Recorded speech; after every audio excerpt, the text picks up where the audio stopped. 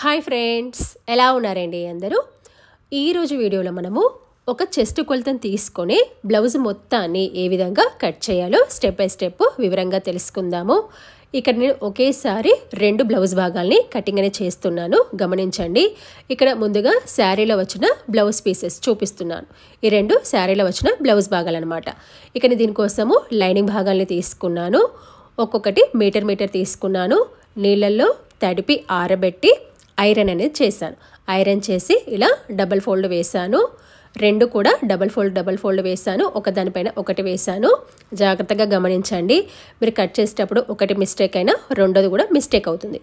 ఇక్కడ అర్జెంట్ అని చెప్పేసి 2 ఒకేసారి కటింగ్ అనేది చేస్తున్నాను. ఇలా 2 ఇలా డబల్ ఫోల్డ్ వేసుకున్న తర్వాత కొంచెం కింద మనకి లెవెలింగ్ కోసం ఈ విధంగా మార్కింగ్ పెట్టుకొని కటింగ్ అనేది చేస్తున్నాను. ఇప్పుడు మనకి బ్లౌజ్ యొక్క బ్యాక్ పార్ట్ లెంత్ వచ్చేసి మామూలుగా ఏ సైజు వారికైనా కూడా 15 ఇంచులు సరిపోతుంది. కస్టమర్ యొక్క చాయిస్ బట్టి 16 కూడా పెట్టొచ్చు. ఇక్కడ 17.5 తీసుకుంటున్నాను. మామూలుగా అయినా ఎవరికైనా కూడా 15 ఇంచులు అనేది సరిపోతుంది.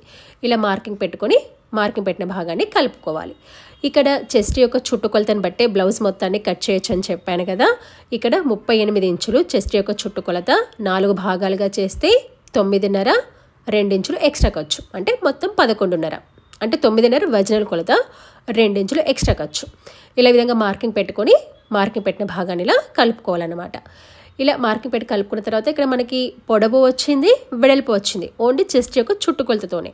ఈ చెస్ట్ యొక్క చుట్టుకొలతను బట్టి మామూలుగా 36, 38 సైజు వాళ్ళకి నెక్ మరియు షోల్డర్ భాగం కలిపి 5.5 ఇంచులకి మార్కింగ్ అని పెట్టుకోవాలి.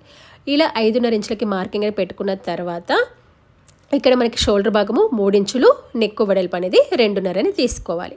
చంక భాగము 6 ఇంచులు, 36, 38 సైజు వాళ్ళకి 6 ఇంచులు తీసుకోవాలి. ఇలా రెండో వైపు సరి చూసుకోండి, క్రాస్ అనేది పోకుండా. ఇలా విధంగా మార్కింగ్ పెట్టుకొని మార్కింగ్ పెట్టిన భాగాన్ని విధంగా కలుపుకోవాలి. కలుపుకొని ఇలా అడ్డంగా ఇలా లైన్ తీసుకుంటే సరిపోతుంది. మనం ఆల్రెడీ తీసుకున్నాం కదా మనకి 9.5 మార్కింగ్కి, మళ్ళీ చూసుకోవాల్సిన అవసరం లేదు. మీకు క్రాస్ అనేది పోతుందని అనుమానం వస్తే సరి చూసుకోండి.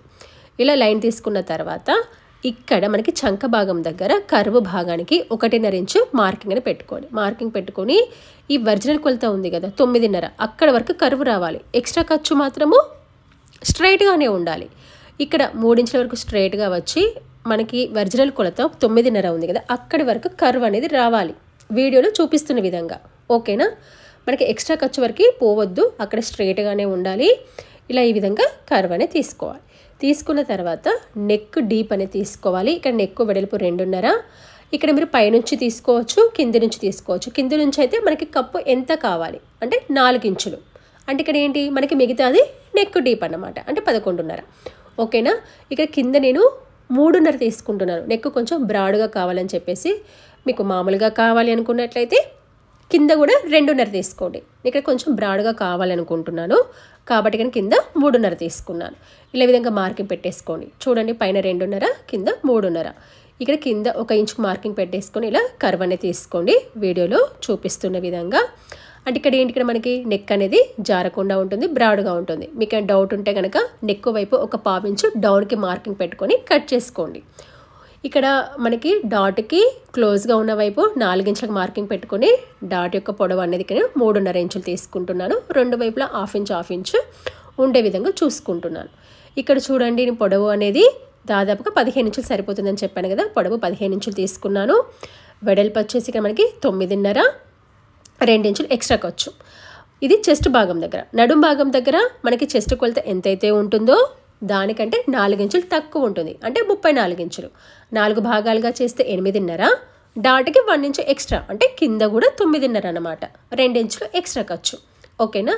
ఇక్కడ మనకి నెక్ మరియు షోల్డర్ భాగం కలిపి 5.5, నెక్ వెడల్పు 2.5, షోల్డర్ భాగము 3, అంటే మొత్తం 5.5. చంక భాగం 6 ఇంచులు. ఇక మనకి కర్వ్ భాగం వచ్చేసి 1.5. ఓకేనా? ఇలా విధంగా మార్కింగ్ పెట్టుకోవాలి. ఇక్కడ నెక్ డీప్ కనుక చూసుకున్నట్లయితే దాదాపుగా 11.5, అంటే కప్పు భాగం 4 ఇంచులు కదా, అంటే 11 ఇంచులు మనకి సరిపోతుంది. ఇలా విధంగా మార్కింగ్ పెట్టుకొని మార్కింగ్ పెట్టిన భాగాన్ని కటింగ్ అనేది చేసుకోవాలి. చూడండి, ఇలా కటింగ్ అనేది చేశాను.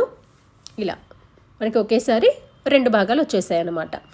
ఇక్కడ మనకి నెక్ భాగం ఉంది కదా, ఇది మనకి ఉక్సు పట్టి కాజా పట్టి వేయడానికి యూజ్ అవుతుంది. తర్వాత మనకి బ్యాక్ పార్ట్ కట్ చేయగా పక్కన క్లాత్ అనేది మిగిలింది కదా, ఇక్కడ మనం షేప్ బెల్ట్ భాగాన్ని కట్ చేసుకోవాలి. మనం వెడల్పు మొత్తం 11.5 తీసుకున్నాం కదా, దానికంటే ఒక 1 ఇంచ్ 10.5 ఉండే విధంగా అందాదాగా చూసుకొని ఇలా కటింగ్ అనేది చేసుకోండి. ఇది పర్ఫెక్ట్ అనేది మీకు స్టిచ్ చేసేటప్పుడు చూపిస్తాను. ఇలా మనము ఉక్సు పట్టి కాజా పట్టి కట్ చేసుకున్నాము, షేప్ బెల్ట్ కట్ చేసుకున్నాం. ఇప్పుడు మనం ఏం చేయాలి, రెండో చివరి భాగాన హ్యాండ్స్ భాగాన్ని కట్ చేసుకోవాలి. ఇక నేనైతే ఒకదానికి ఎల్బో స్లీవ్స్, ఒకదానికి స్మాల్ హ్యాండ్స్ కట్ చేస్తున్నా కాబట్టి తర్వాత కట్ చేద్దామని చెప్పేసి ఫస్ట్ ఫ్రంట్ పార్ట్ని కట్ చేస్తున్నా. మామూలుగా అయితే హ్యాండ్స్ని కట్ చేయాలి, కాకపోతే ఇక్కడ ఫ్రంట్ పార్ట్ని కట్ చేస్తున్నా. గమనించండి, బ్యాక్ పార్ట్ తీసుకొని ఇలా 2 ఇంచుల మందము, ఇక్కడ 15.5 తీసుకున్నాను కాబట్టి 2.5 ఫోల్డ్ చేస్తున్నాను. అంటే ఫ్రంట్ పార్ట్ ఇక్కడ మనకి పొడవు అనేది 13 ఇంచులు సరిపోతుంది కాబట్టి ఇక్కడ 2.5 ఫోల్డ్ చేశాను. ఓకేనా, మీరు 15 తీసుకుంటే 2 ఫోల్డ్ చేయండి, 2 ఇంచుల మేర. ఇలా చూసుకొని క్రాస్గా వేయండి. ఫ్రంట్ పార్ట్ క్రాస్ భాగం అన్నమాట మీకు అనుగుణంగా. ఇలా చూడండి, ఇక్కడ మనకి ఎల్బో స్లీవ్స్ సరిపోతున్నాయని సరి చూసుకుంటున్నాను అంతే. ఇలా చూసుకొని ఇలా క్రాస్గా వేయండి. వేసుకున్న తర్వాత ఇక్కడ అంచు భాగం ఉంది కదా, అక్కడ కొంచెం నడుం పట్టి వచ్చే విధంగా చూసుకుంటున్నాను. ఒక 1 ఇంచ్ వెడల్పు ఉండే విధంగా, పొడవు అనేది దాదాపు 11 లేదా 12 ఇంచులు ఉండే విధంగా చూసుకొని, ఇది మనకి నడుం పట్టి అంటే మళ్ళీ మనకి పట్టి పెట్టాల్సిన అవసరం ఉండదు అంచు భాగం తీసుకుంటే. ఓకేనా, ఇలా చూసుకొని ఇలా క్రాస్గా ఈ షోల్డర్ యొక్క చివరి భాగము, చంక భాగం యొక్క చివరి భాగము ఒకే లైన్ పైన వచ్చే విధంగా చూసుకోవాలి. చూసుకొని దీని చుట్టూ యాస్టీజ్గా మార్కింగ్ అనేది పెట్టుకోవాలి. మీకు కనుక వీడియోలో ఏమైనా సందేహాలు ఉంటే నాకు కామెంట్ అనేది పెట్టండి, నేను తప్పకుండా రిప్లై అనేది ఇస్తాను. ఒకవేళ నేను చెప్పే విధానం కనుక మీకు నచ్చినట్లయితే ఖచ్చితంగా లైక్ అనేది చేయండి. మీరు లైక్ చేస్తే కొంచెం నా వీడియో బూస్టప్ అయి వేరే వాళ్ళకు చూపించడానికి వీలవుతుంది. ఓకేనా, ఇక్కడ నెక్ డీప్ దగ్గర 6 ఇంచులు తీసుకుంటున్నాను. 6 ఇంచులు తీసుకొని ఈ కింద ఎంతైతే ఉందో దానికి ఇలా స్ట్రైట్గా మార్కింగ్ పెడుతున్నాను. ఈ కింద ఇక్కడ మనకి వెడల్పు అనేది 3 ఇంచులు వస్తుంది. ఇక్కడ మీకు టేప్తో చూపిస్తున్నాను చూడండి, ఇక్కడ 3 ఇంచులు వస్తుంది. అంటే నెక్ అనేది ఫ్రంట్ కొంచెం బ్రాడ్గా వస్తుంది. వద్దు అనుకున్నట్లయితే ఒక 1/2 ఇంచు ముందుకు జరిపితే నార్మల్గా వస్తుంది. ఓకేనా, జస్ట్ ఇక్కడ ఉంది కదా, జస్ట్ ఒక 1/2 ఇంచు ముందు జరుపుకుంటే సరిపోతుంది అనమాట. నేను కొంచెం బ్రాడే కావాలనుకుంటున్నాను, అదే విధంగా మార్కింగ్ పెట్టాను. ఇలా చుట్టూ విధంగా మార్కింగ్ పెట్టుకున్న తర్వాత బ్యాక్ పార్ట్ భాగాన్ని తీసేయండి. ఇలా తీసేసిన తర్వాత ఇక్కడ చూడండి, ఇది వచ్చేసి ఇక్కడ మనకి ఒరిజినల్ కొలత, పక్కన ఉన్నది ఎక్స్ట్రా ఖర్చు భాగం. ఓకేనా, ఇప్పుడు చంక లోతు భాగం ఇలా సగభాగం వరకు స్ట్రైట్గా వచ్చి ఒక 1/2 ఇంచు డౌన్కి, ఎక్కడి వరకు ఒరిజినల్ కొలత వరకు 9.5 ఇంచులు అనమాట, అక్కడి వరకు. తర్వాత ఇక్కడ మనకి షేప్ బెల్ట్ కర్వ్ కోసము ఈ కింది భాగాన 2 వైపులా 2 ఇంచులు ఉండే విధంగా చూసుకొని ఇక్కడ కొంచెం 1/2 ఇంచు డౌన్కి రావాలి. ఇక్కడ కొంచెం చూసుకోలేదు, క్లాత్ అనేది వేసేటప్పుడు కొంచెం చూసుకుంటే కొంచెం పైకి వేసేదాన్ని, అయినా ఏమి కాదు. సైడ్కి ఒక 1/2 ఇంచు పైకి చూడండి, ఇలా సైడ్కి ఒక 1/2 ఇంచు పైకి, ఈ సెంటర్లో కొంచెం 1/2 ఇంచు డౌన్కి పెట్టాలి. క్లాత్ అనేది ఇక్కడ సరిపోలేదు, తర్వాత అడ్జస్ట్ చేసుకుందాము. ఇలా ఏ విధంగా మార్కింగ్ పెట్టామో సేమ్ అదే విధంగా కటింగ్ అనేది చేసుకోవాలి. ఇక్కడ మనం ఏం మార్చాము, చంకలోతు 1/2 ఇంచు డౌన్ చేసాము, నెక్ డీప్ అనేది 6 ఇంచులు తీసుకున్నాము, షేప్ బెల్ట్ కర్వ్ అనేది 2 ఇంచులు 2 ఇంచులు 2 వైపులా మార్కింగ్ పెట్టి సైడ్కి ఒక 1/2 ఇంచు పైకి మార్కింగ్ పెట్టామన్నమాట. పెట్టేసుకొని కట్ చేస్తాం. ఇప్పుడు మన డాట్స్ కనుక ఏ విధంగా పెట్టుకోవాలో చూసుకున్నట్లయితే ఇక్కడ మనకి ఉక్సు పట్టి కాజా పట్టి వైపు నుంచి 3.5 ఇంచులకి మార్కింగ్ పెట్టుకోవాలి. మార్కింగ్ పెట్టుకుని ఇక్కడ నుంచి స్ట్రైట్గా ఒక లైన్ అనేది తీసుకోవాలి. ఇక్కడ మనకి 38 సైజు వాళ్ళకి ఫిల్ట్ వెడల్పు అనేది 1.5 1.5 వరకు కూడా తీసుకోవచ్చు. సన్నగా ఉన్న వాళ్ళైతే 1 ఇంచ్ సరిపోతుంది. డాట్ పొడవు అనేది 3 ఇంచుల వరకు తీసుకోవాలి. 38 సైజు వాళ్ళకి, కొంచెం సన్నగా ఉన్న వాళ్ళైతే 2.5 తీసుకోవాలి డాట్ యొక్క పొడవు అనేది. ఈ రెండో డాట్ అనేది చంక భాగం వైపు ఇలా మెయిన్ డాట్కి క్రాస్గా, ఇది డాట్ పొడవు అనేది 4 లేదా 4.5 ఇంచుల పొడవు ఉండే విధంగా చూసుకొని జస్ట్ పక్కన ఒక 1/2 ఇంచు లెవెల్లో ఇలా వీడియోలో చూపిస్తున్న విధంగా తీసుకోవాలి.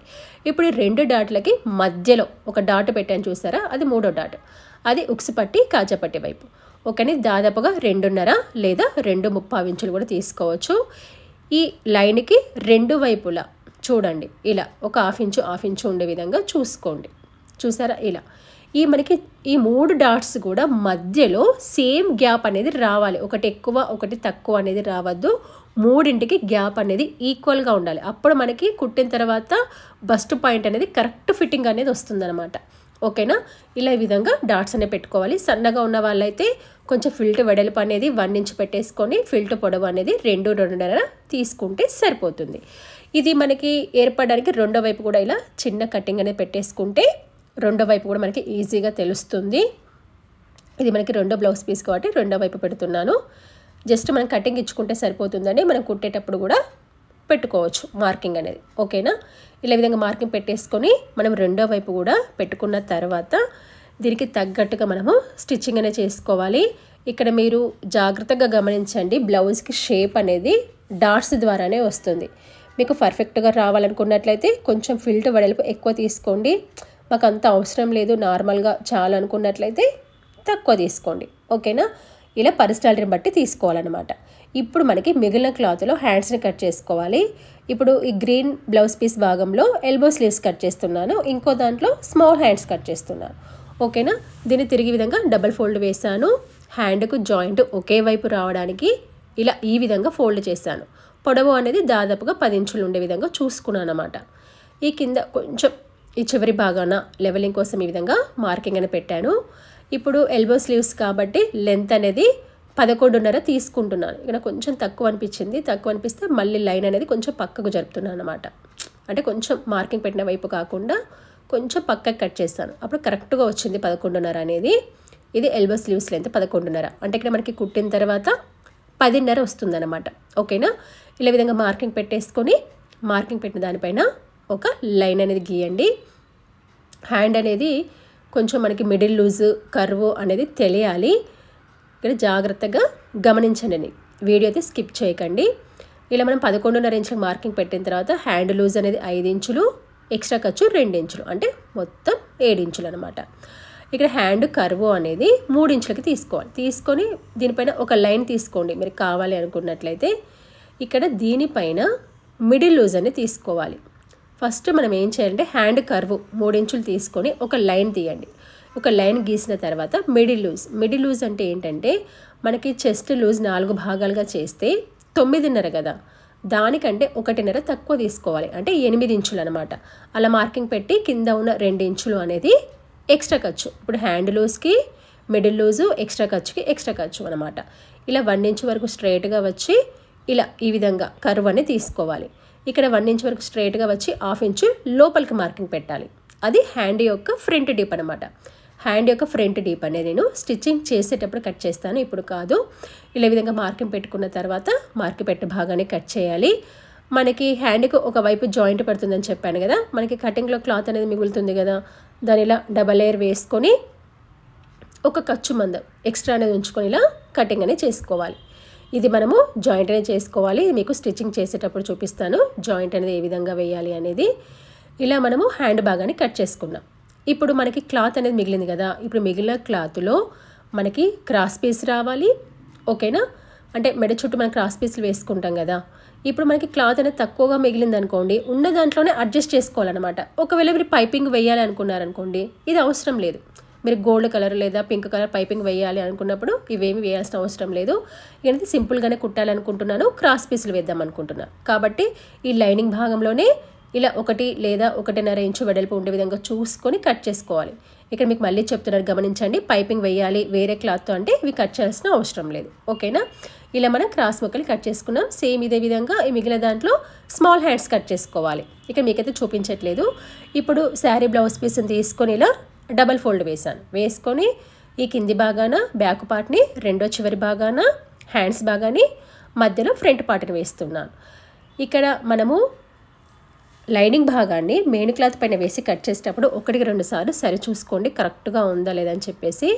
మీరు కట్ చేసేటప్పుడు మరీ ఆడికాడికి కాకుండా ఒక సేఫ్టీగా ఒక 1/2 ఇంచు ఎక్కువ ఉంచుకోవాలి. ఎప్పుడు కానీ ఆడికాడికి అస్సలు కట్ చేయొద్దు. మీరు లైనింగ్ భాగాన్ని మెయిన్ భాగాన్ని సరి చేసేటప్పుడు కొంచెం క్లాత్ అటు ఇటు అయింది అనుకోండి, మీరు మరీ ఆడికాడి కట్ చేస్తే ప్రాబ్లం అవుతుంది. కాబట్టి సేఫ్టీగా కొంచెం ఒక 1/2 ఇంచ్ అనేది ఎక్స్ట్రా తీసుకోవాలి.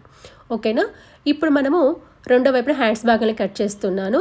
ఈ పైన ఉన్న ప్లెయిన్ భాగం తీసుకోవట్లేదు, మొత్తం ఒకే విధంగా ఉండాలని చెప్పేసి ఇలా చూసుకొని హ్యాండ్స్ భాగాన్ని కట్ చేస్తున్నాను. ఇక నాకు హ్యాండ్ భాగానికి ఎలాంటి జాయింట్ అయితే పడట్లేదు. తర్వాత ఇది మనకి ఫ్రంట్ పార్ట్ క్రాస్ భాగం అన్నమాట. ఇలా వేసుకొని చుట్టూ కట్ చేసుకోవాలి. మనం కట్ చేసేటప్పుడు కదలకుండా పిన్స్ పెట్టుకోవాలి. మీకు ఇంకా డౌట్ ఉంటే కనుక మార్కింగ్ కూడా పెట్టుకోవాలి. ఈ కింద ఉన్న క్లాత్లో మనకి షేప్ బెల్ట్ అనేది వస్తుంది. చూడండి ఇలా మీరు కట్ చేసేటప్పుడు క్లాత్ మరీ అంటే జార్జెట్ షిఫాన్ అయితే కనుక క్లాత్ని జరపకుండా మీరే జరగండి. అలా జరిగితే కరెక్ట్గా ఉంటుంది. క్లాత్ మందం ఉంటే ఓకే, పర్వాలేదు. ఇలా మనం ఫ్రంట్ పార్ట్ను కూడా కట్ చేసుకున్నాం. ఓకేనా? ఇలా కట్ చేసుకున్న తర్వాత ఇప్పుడు మనకి కింద మిగిలిన క్లాత్ ఉంది కదా, అందులో మనం షేప్ బెల్ట్ భాగాన్ని కట్ చేసుకోవాలి. మనకి కాజా పట్టీ అనేది నెక్ భాగంలోనే వస్తుంది. ఇలా దీంతో ఇక్కడ మనకి కటింగ్ అనేది పూర్తయింది. ఇప్పుడు మనం కట్ చేసిన భాగాలను కనుక చూసుకున్నట్లయితే ఇక్కడ చూడండి, ఇది మనకి ఫ్రంట్ పార్ట్, హ్యాండ్స్ భాగాలు, షేప్ బెల్ట్ భాగము, తర్వాత క్రాస్ పీసులు, నడుం పట్టి భాగము, ఉక్స్ పట్టి. సేమ్ ఇదే విధంగా ఇంకొక బ్లౌజ్ పీస్ను కూడా ఇదే విధంగా కటింగ్ అనేది చేసుకోవాలి.